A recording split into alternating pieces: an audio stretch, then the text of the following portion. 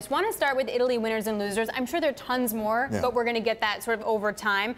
Let's talk about the loser, Field Street Capital Management. They like betting on macro. Oh, there we go. Losers. They're caught up macroeconomic trends headed for the worst month on record. If you bought long Italian debt, that kind of hurt you. Yeah, there's pretty much nothing you can do once you get stuck holding that position, because as we know, part of the problem here has been sort of the lack of liquidity that we've heard from dealers that some people are not even quoting prices on parts of the Spanish bond market or parts of the Italy bond market. So you're really sort of stuck with that position. But then, you know, I thought it could hold to maturity. That's always an option with bonds. You could. Right? Depends on your time horizon, I guess. Depends on how much the ECB would buy. I mean, as I mentioned earlier, in terms of the capital key, they're already buying more than they should. In terms of their issuer limit, they got some room, but whatever it takes. Whatever you remember when Draghi said. All right, let's do the winner. Let's do the winner here.